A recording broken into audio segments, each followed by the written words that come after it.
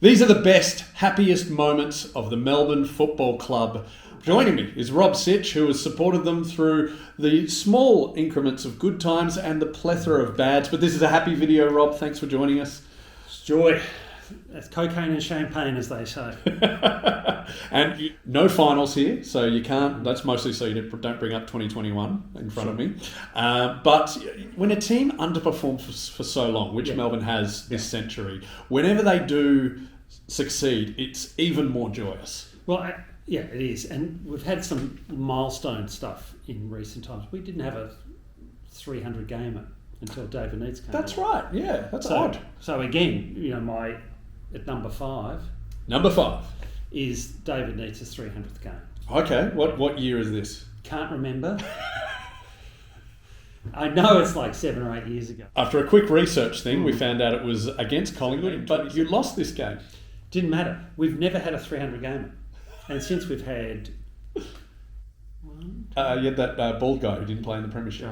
Nathan Jones. But until then, it was sort of all the big, the Tucks and all these, but there was never a Melbourne player. Yeah. And Nita, who was just the stalwart. A great bloke. Great person. Couldn't have been a better milestone to get 300 up. And it still crushes me that Robbie Flower never played 300 games. Yeah. So we've always had great captains. Nita was a great captain. Mm-hmm. You're a unique individual, Rob Sitch. No one else would have picked a loss as one of their best wins, but I guess it would be... No, I'm talking about there's a bit of emotion. Yeah. You care, so and also too, I go way back. When you went and watched Robbie Flower, we were losing, 1 year when Brassy came back, we lost every game but one. Oh, wow. And so you went to see, the genius of Robert Flower. That was the joy. So you've sort of got a... I don't know. It's not a loser mentality, but it's you play the cards that you're dealt. You find joy in wherever you can. Well, number 4. This is bittersweet and very sad. But it was the first game after we lost Troy Broadbridge. Oh, right. Round 1, 2005. 2005. Yes. For our younger viewers, he died in the tsunami of 2004. From all accounts, one of the loveliest men to walk the planet. And suddenly I felt sort of proud as a club.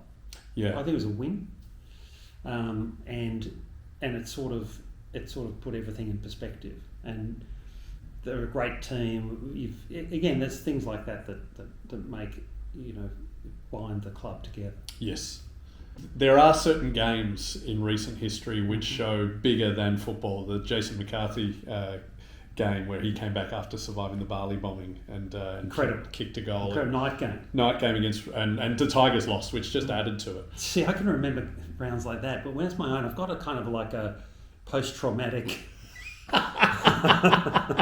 I need a counsellor to bring it out of me. And these are the good. This is the happy video. I know the happy video. The sad one's next week. Number 3. Okay, don't know the round. I think it was Brad Miller. I'm not even sure if it was Brad Miller. But it was one of those things where I was working until midnight on a Saturday night. We were shooting something or other, and I'd sent the instructions back home, record the game. Yes. And that back then, there were no minis. Yep. It was 2.5 hours. You had to watch the whole thing. And it's about... And you're recording on VHS? Correct. So you have to fast forward and... Yeah, and I think it was stacked up, but it was ready to go. Anyway, and I just note, all set, ready to go. And I'm going, well, it's a win if you've set that up. Right? And I watched, and it's now nearly 3 a.m, and eventually we've fallen behind with a minute to go, and then the ball, we've got 12 seconds on the clock, and we've lost. And I'm up in 3 a.m, going, why wouldn't you warn me? Why would you put me through that? I'm tired, I'm absolutely buggered now, and we've bloody lost. And I'm getting up to turn off the telly, and the ruck hits it. And again, I can't remember if it was Brad Miller or someone. It was like a Neil Bullen type character. They didn't cover the forward side. He bashed it forward. The Melbourne player grabbed it, swiveled, kicked the goal. We won with 3 seconds on the clock. So you've gone from hating your family. Yeah. I love how you blame your family for the team losing.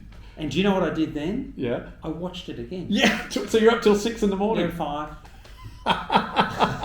And That's a beautiful story. I know, and I tried to research it last night. What was the round? What was the game? Who was the player? You raise a good point. Whenever you're watching a match on delay, you do look for so many signs from the people who know the result. You're trying to read body language. Totally. You're reading. You don't want to look at your phone at all. You don't, even when you're driving, to see a random scarf out the window will ruin it. So I'm glad that worked out. There'll be footage over us talking right now. But I was about to pick up the remote control. Yeah. I had the remote control, and in that moment I was about to throw it at that. Yes. And hit it, and I would have hit it and missed and woken up the next day. Woken up the next day, probably had a go at your favourite child for just like, why did you take that? Why did that, Dad? You won. What? I know. It was amazing. The second best win of the Melbourne Football Club this century. Cosy Pickett Yes. kicked, literally, talk about last minute kicks against Carlton. Is it 2021? Is it 2021? Or is it 2022? Oh no, it's to destroy Carlton's hope final chance of 2022. Yeah. Oh, great. This is one we can all enjoy. And sitting in the stand, fair income, I feel like I've got goosebumps now because the game's lost, and they should have won it. And if you'd taped it, you would have turned it off. we were literally about to leave the MCG and we were about to leave, and I was fuming and literally it went down to Cosy, bang, goal. Even now I can't. The pure exhilaration. Yes, it's primal. It's lizard brain. It's guttural. And even watching Vossi walk off with his heart broken, I lost. No empathy was possible. No, sociopathic, isn't it? Like it's a bit. There's a streak in all of us, and I'm going. I should feel something. Nah, don't. You're allowed to be sociopathic. And yet the football gods look down and go, well, you'll pay for that in the future. You're such a Melbourne fan. And last year I was at the MCG, and the last kick we lost the final to Carlton. Oh wow! Same scenario, and I'm going. Of course I was going to pay for that, and then I had to watch Voss smile from ear to ear, and he didn't care about you at that point. He did. Well, there you go. That's what happens to us. We lose our humanity. So do you feel that if you had felt pain for Voss in that moment, then the Demons would have won the premiership last year? And I'm not a superstitious person, but that's how karma works. Yeah, that's scientific fact. He's a doctor. Now, the number one Demons win of this century, Rob Sitch. Home and away. Yes, home and away. Yes. We're not talking about the grand final. Max Gawn, last kick against Geelong. That is 2021. 2021. Yes. To go to the top of the ladder. Yes. Feel safe. At Cardinia? Yeah. What do you call it now? I always call it Cardinia. Something Park. Yep. And half the stands were down. Yep. Because we were in lockdown. Right, and it was literally Max. You just couldn't have. The captain's goal. He's a irritatingly likeable guy. And so you can't beat her on the siren. No. Turn around.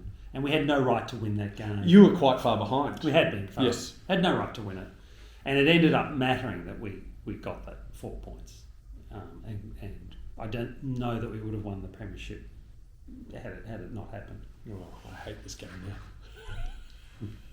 And that's Rob's list. What do you reckon, Demons fans? Has he got it right? Is there any better wins? Is there any worse wins? Surely a Queen's birthday might be in there. You let us know in the comments and subscribe. Send it to all your Demons supporting friends and cheer them up because they need it.